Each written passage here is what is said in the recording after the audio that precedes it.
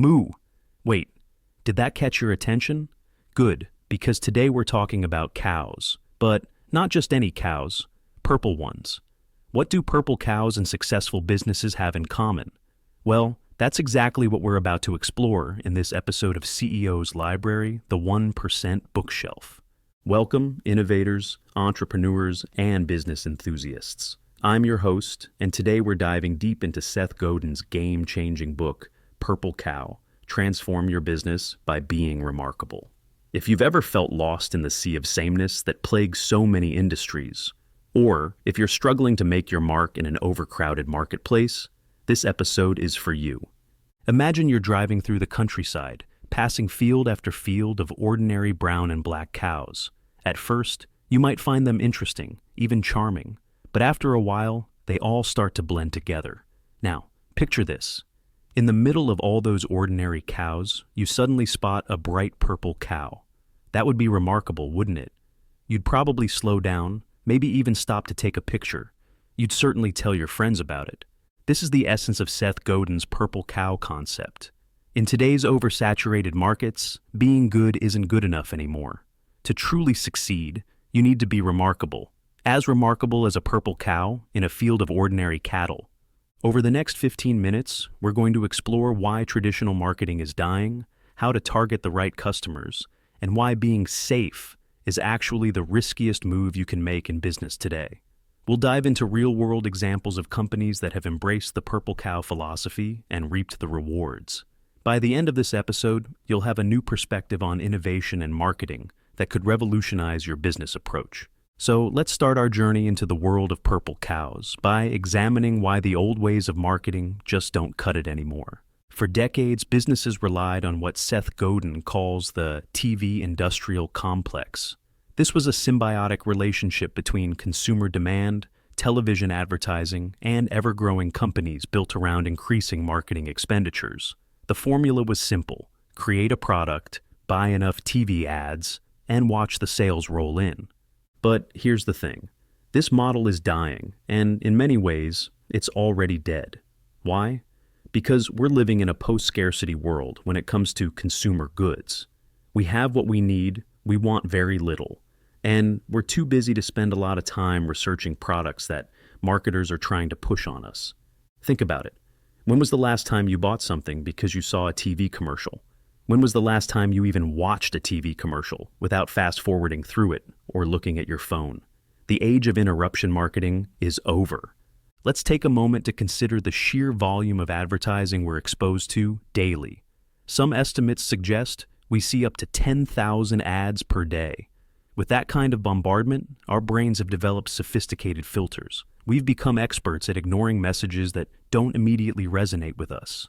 This shift has created a significant challenge for marketers. The old playbook of simply outspending your competition on advertising no longer guarantees success.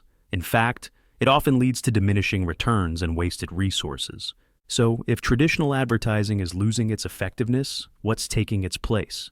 The answer lies in what Godin calls permission marketing, the art of winning people's attention by being remarkable enough that they choose to give you their time and interest. Let's look at a real-world example of a company that understood this shift and used it to their advantage: JetBlue Airways. When JetBlue entered the airline industry in 2000, they didn't try to outspend the big players on advertising. Instead, they focused on creating a remarkable customer experience that people would want to talk about. They introduced leather seats and personal TV screens at every seat, a novelty at the time. They offered more legroom than most competitors in coach. They brought humor and personality to their brand voice. And perhaps most importantly, they focused on providing excellent customer service in an industry notorious for treating passengers poorly. The result? JetBlue quickly gained a loyal following. Passengers weren't just tolerating their flights, they were enjoying them and telling their friends about this cool new airline. JetBlue had created a purple cow in an industry full of brown ones. This example illustrates a key point from Godin's book.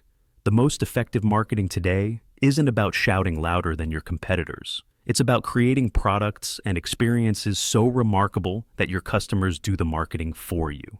Now that we understand why the old marketing model is failing, let's dive into what it means to create a purple cow, a truly remarkable product or service that stands out in today's crowded marketplace. So, what exactly makes something remarkable? According to Godin, it's not just about being different for the sake of being different. It's about being worth remarking about. It's about creating something that people want to talk about, share, and experience for themselves. A purple cow is innovative, but more than that, it's memorable. It solves a problem in a unique way or creates a new category entirely. It challenges assumptions about what's possible in its industry. One of the key insights from Purple Cow is the importance of targeting early adopters and innovators. These are the people who are always on the lookout for the next big thing, who get excited about new ideas and aren't afraid to try something different. Why are these people so important? Because in today's connected world, ideas spread through networks. If you can win over the early adopters, they'll become your evangelists, spreading the word about your product or service to their friends and followers. Think about the last time you tried a new restaurant or bought a new gadget. Chances are, you did it because someone you trust recommended it. That's the power of word-of-mouth marketing, and it's far more effective than any TV commercial or billboard. Let's look at another real-world example of a company that masterfully created a purple cow and leveraged early adopters to build a global brand, Starbucks. When Starbucks began expanding beyond Seattle in the late 1980s, the idea of paying premium prices for coffee was foreign to most Americans. The standard cup of Joe was something you got at a diner for less than $1. But Starbucks wasn't selling just coffee. They were selling an experience. They introduced Americans to espresso drinks like lattes and cappuccinos. They created a third place between home and work where people could relax, meet friends, or work on their laptops. They also paid attention to details that made their brand remarkable. The sizes weren't small, medium, and large, but short, tall, grand, and venti. Baristas didn't just take orders. They crafted personalized drinks. The atmosphere was carefully designed to be inviting and distinctive. Early adopters, urban professionals, and college students flocked to Starbucks. They weren't just buying coffee, they were buying into a lifestyle, and they told their friends about it. The green mermaid logo became a status symbol, something people wanted to be seen holding. Starbucks didn't rely on massive advertising campaigns to fuel their initial growth. They created a remarkable product and experience, targeted the right early adopters, and let word of mouth do the rest. This strategy embodies another key principle from Purple Cow. The best way to spread an idea is to target a small, specific group of people who are more likely to be interested and influential within their networks. Now that we've explored what makes a purple cow and why it's so effective, let's talk about how you can apply these principles to your own business. This brings us to what Godin calls the new P's of marketing. Traditionally, marketers have talked about the 4 P's: product, price, place, and promotion. These are still important, but Godin argues that in today's market, we need to add a new P, purple cow. This isn't just about adding remarkability to your list of product features. It's about incorporating the concept of being remarkable into every aspect of your business. It's about asking, at every stage of product development and marketing, is this remarkable? Will people want to talk about this? This approach requires a fundamental shift in how we think about marketing. Instead of creating a product and then figuring out how to market it, we need to build remarkability into the product itself. Marketing isn't something you do after the product is finished. It's an integral part of the product development process. Let's look at a company that has mastered this approach, Apple. Apple doesn't just create good products, they create remarkable ones. From the original Macintosh to the iPhone, Apple has consistently introduced products that challenge our expectations and create new categories. But Apple's remarkability goes beyond just their products. Their retail stores revolutionized the electronics shopping experience. Instead of rows of boxed products, Apple stores invite customers to play with the devices. Employees are knowledgeable and passionate about the products. Even the architecture of the stores is remarkable, with many becoming tourist attractions in their own right. Apple's marketing is equally remarkable. Their product launches are anticipated events. Their ads don't just list features, they tell stories and evoke emotions. Even their packaging is designed to create a sense of excitement and luxury. All of these elements work together to create a remarkable brand experience. Apple customers don't just buy products, they join a tribe. They become evangelists for the brand, eagerly sharing their experiences with friends, and defending Apple in debates with Android users.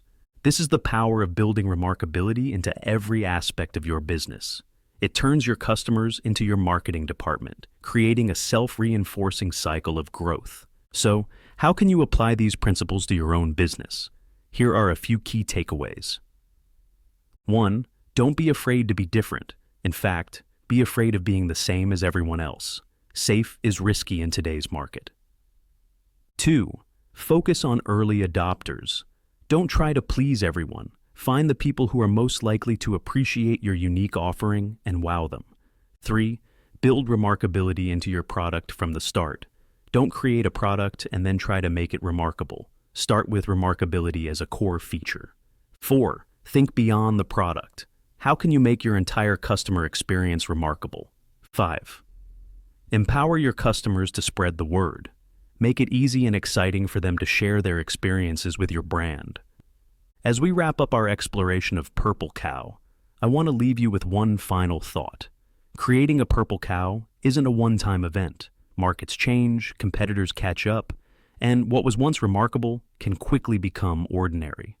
The most successful companies are those that continuously innovate, consistently looking for new ways to be remarkable. They understand that the pursuit of remarkability is not a destination, but a journey.